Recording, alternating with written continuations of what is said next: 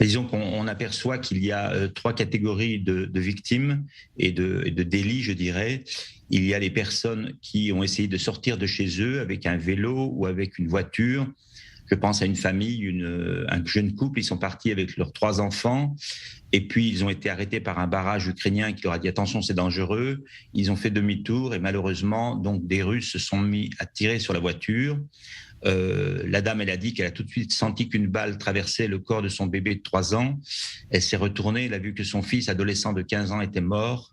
Donc, elle n'a plus qu'un enfant. Elle est sortie comme elle a pu grâce à des voisins et ils ont dû abandonner les corps. Donc, ces témoignages se répètent, je dirais, et il y a nombre de gens, je dirais, que l'on va trouver assassinés à bout portant. Donc, on vérifie dans nos interviews qu'il ne s'agit pas de confusion avec une voiture militaire, qu'il n'y avait pas une couleur de la voiture ou une allure ou bien des tirs, car les Russes ont évidemment argumenté de dommages collatéraux. Ce qui rend à la fois difficile et facile les enquêtes, c'est que je n'ai jamais vu ça depuis qu'on travaille, c'est que la Russie dénie chaque fois d'une façon différente. On voit comment enquêter pour, je dirais, anticiper la défense, car les militaires, lorsqu'ils seront incriminés, vont bénéficier d'une défense qui est argumentée sur la propagande d'aujourd'hui. Quel poids juridique ou technique plus exactement ont vos témoignages sur le plan juridique ? Disons que là, par exemple, on a l'expérience sur Daesh, on a ouvert 8 dossiers judiciaires en Belgique et on a un témoin protégé qui fait son 2e procès en Allemagne. Nos témoignages, nos vidéos ont été reconnus dans les procès allemands par les procureurs allemands. Et donc, on n'est pas du tout inquiet de voir comment ça sera utilisé. Le tout, c'est que ça soit très précis. Hier, on a interviewé un monsieur, c'est incroyable. Ils l'ont arrêté, ils l'ont arrosé d'essence en le menaçant de le tuer, et puis ils l'ont habillé en militaire russe sur un char pour essayer qu'il soit tué par un sniper. Ça s'est produit pendant 2 jours, et comme personne l'a tiré, ils l'ont redescendu et ils l'ont relâché. On a des scénarios le plus différents possible, mais avec une atteinte claire sur des civils, dénué de tout objectif militaire. On est habitué à cela à cause des enquêtes sur Daesh. On avait trouvé aussi dans nos enquêtes beaucoup de gens qui avaient été achetés par des Daesh palestiniens. Mon père, les Russes affirment avoir filmé les rues de Boutcha et disent n'avoir aucune preuve de leur côté de massacres délibérés. Vous disposez visiblement de contre-preuves. Oui, on dispose de contre-preuves qui vont s'ajouter à des images satellitaires, qui vont s'ajouter, je dirais aussi, à du suivi de l'unité militaire qui était en place. C'est très simple. Nous, chaque interview, on regarde exactement la topographie de la personne. Une femme, elle était au 15e étage, un missile est arrivé, on lui a dit « donnez-nous l'adresse exacte », on regarde sur la carte interactive où elle était, sur quoi donnait la fenêtre, quel était le jour, d'où venait le missile. Elle a perdu son fils et sa sœur par ce missile.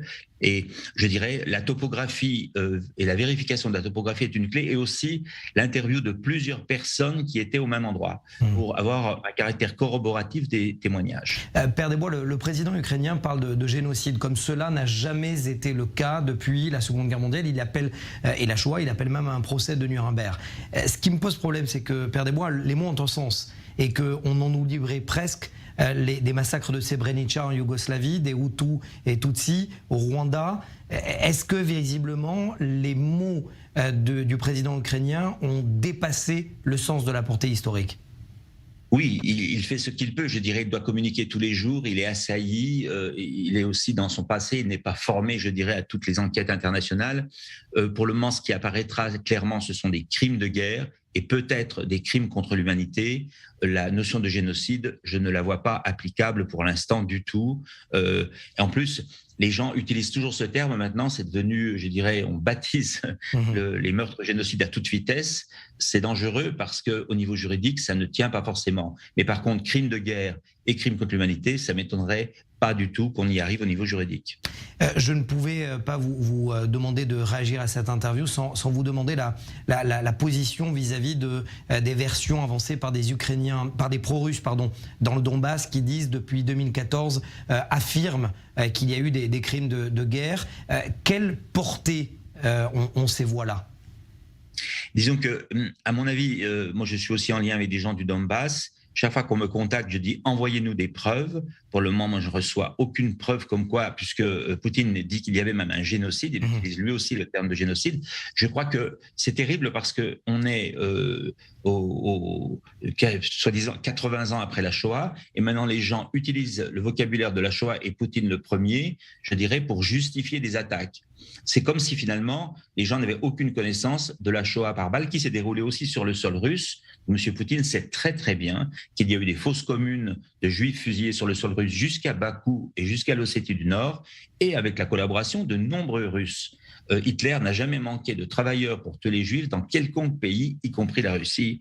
Donc je dirais aussi, ça montre, moi ce qui est désolant, c'est que ça montre dans l'opinion publique russe, qui croit tout ce que Poutine raconte, une méconnaissance totale finalement de la Shoah telle qu'elle s'est déroulée chez eux concrètement.